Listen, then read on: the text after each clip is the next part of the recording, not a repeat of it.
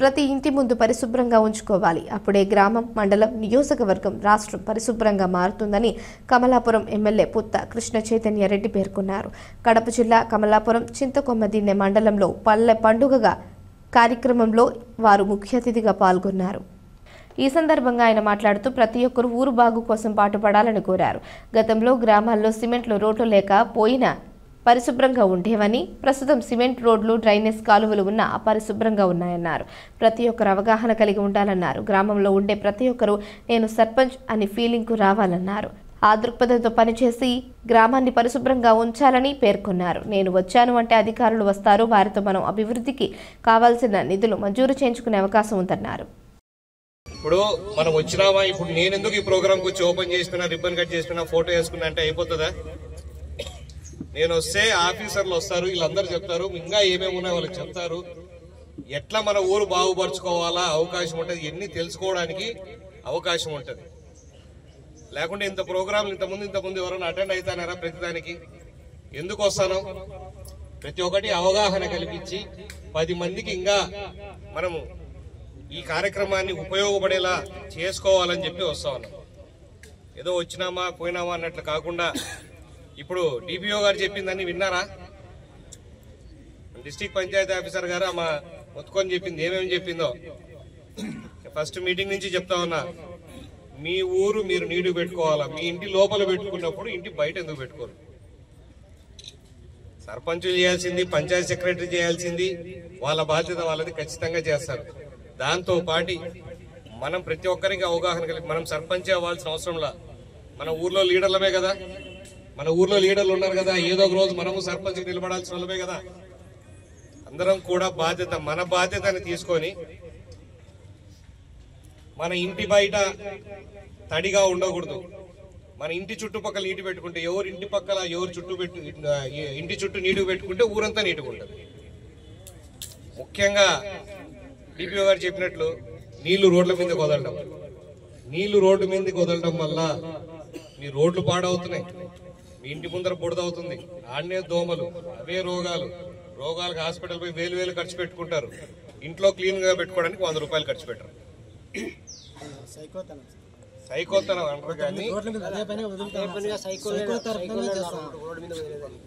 అట్లాంటివి ఏమన్నా సమస్యలు ఉంటే ఇంత ముందు కూడా పోలీస్ డిపార్ట్మెంట్ వాళ్ళ సహకారం కోరి ఉన్నాము.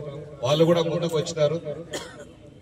ఎవరైనా ఇబ్బంది పెడుతూ అదే పనిగా చేసే వాళ్ళు ఉంటే వాళ్ళ దృష్టి తీసుకెళ్తే వాళ్ళు కంట్రోల్ చేయడానికి కూడా రెడీగా ఉన్నారు. వాళ్ళు మీటింగ్ లో కూడా చెప్పున్నారు. ఇంతకుముందు సిఐ గారు, ఎస్ఐ గారు కూడా ఈ మండలంలో కూడా మేము కూడా చెప్తాం ఇట్లా ఎవరైనా ఉంటే అని చెప్పారు. అంటే మనం కూడా పోయి అవగాహన కల్పిస్తూ ఉండాలి. మహేష్, సర్పంచ్గా నీ బాధ్యత కూడా అది, ఎమ్మెల్యేగా నా బాధ్యత.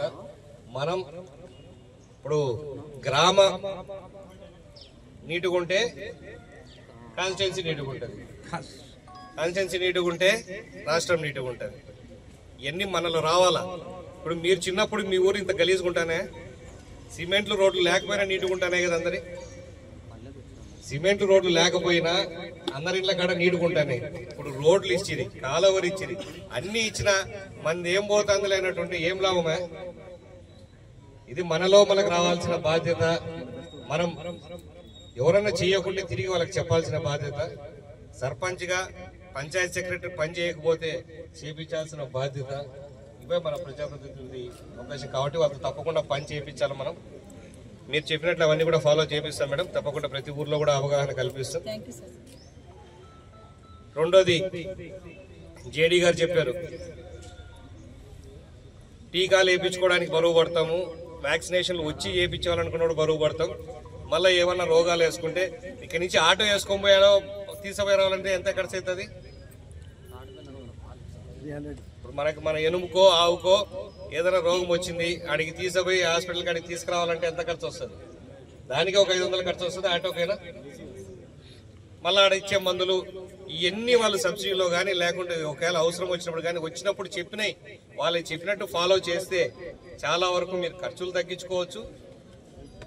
దానికి జబ్బులు రాకుండా కూడా చూసుకోవచ్చు. మీకు ఎక్కడ కూడా మనకు ఇబ్బంది కలగకుండా ఉంటది. ఎన్ని ఊరికే ప్రభుత్వం వాళ్ళు చెప్పరు, చెప్పినవన్నీ మనం వినిపించుకొని మన తెలియని వాళ్ళకు 10 మందికి చెప్పాలని కూడా కోరుకుంటా ఉన్నాను. ముఖ్యంగా ఈ రోజు మీటింగ్ పెట్టడం అయితే మన తెలుగుదేశం ప్రభుత్వం వచ్చిన తర్వాత తిరిగి రైతులకు, పేద రైతులకు మేలు చేయాలని ఈ ఉపాధి హామీ పథకంలో వచ్చిన మెటీరియల్ కాంపౌండ్ అంతా సద్వినియోగం చేసుకోవాలా, ఆ ఊర్లలోనే పెట్టాలని ఒక ధ్యేయంతో గౌరవ ముఖ్యమంత్రి గారు, అలాగే మన deputy CM Panchayati Raj minister Pawan Kalyan గారు ఫండ్స్ డైవర్ట్ కాకుండా తిరిగి గత ప్రభుత్వంలో కాకుండా ఎవరికి చెందాల్సిన మళ్ళీ ఈ కార్యక్రమాలు తీసుకొచ్చారు. ఆ కార్యక్రమంలో భాగంగా మా కమలాపురం మండలంలో 150 క్యాటిల్ షెడ్లకు యాక్చువల్గా 150 క్యాటిల్ షెడ్లకు స్టార్ట్ చేయడం జరిగింది. దాంట్లో కొద్దిమంది రైతులు వినియోగించుకోవడానికి 136కే పరిమితమైంది.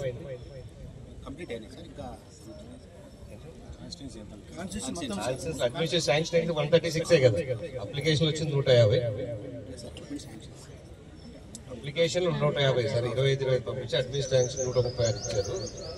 మిగతావి కూడా పెండింగ్ గా ఏమైనా బ్యాలెన్స్ ఉంటే ఇప్పుడు పెట్టుకోమంటున్నారు. ఇంకా ఎవరికన్నా అవసరం ఉన్న వాళ్ళన్నీ కూడా మీరు అప్లై చేసుకొని మీరు ఫిబ్రవరి 15 లోపల అయిపోగొడతాము, కంప్లీట్ చేసుకుంటామంటే ఈ సంవత్సరంలోనే మనకు డబ్బులు వచ్చే విధంగా కూడా ఇంకా ఛాన్స్ ఇస్తామని చెప్పి పీడీ గారు చెప్తున్నారు.